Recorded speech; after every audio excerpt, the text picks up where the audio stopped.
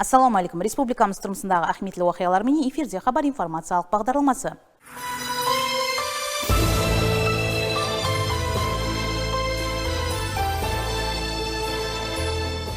Қарақалпақстан Республикасы Конституциясы қабыл етілгендігінің 33 жылығы мұнасабатыменен Самарқанд мемлекеттік ветеринария медицинасы, шаруашылық һәм биотехнологиялар университеті Нөкс филиалында студент жастар қатынасуында ұшырасу өткерілді.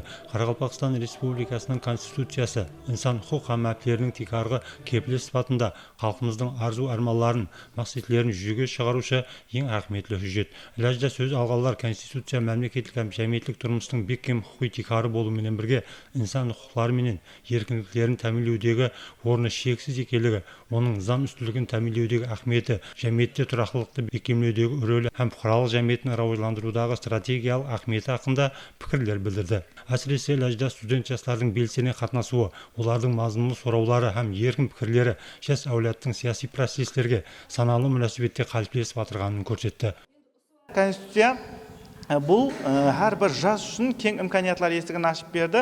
Хақиқатында да өзлерімізіне жұмыс істеп отырған дәргайдан алып қарайтын болсақ, Самарқанд мемлекеттік ветеринария медицинасы, шаруашылық һәм биотехнологиялар университетінің Нөкс филиалында жастардың шет елге барып білім алып келуі, олардың еркін білім алуы, мемлекеттік грант текарында орындарының ажыратылуы, олар қалайсы шаруашылық, ветеринария тарауында болсын, ілім, мәдениет, спортпен шұғылданамын десе, бұлардың әрбірі низам шеңберінде қадағаланбақта.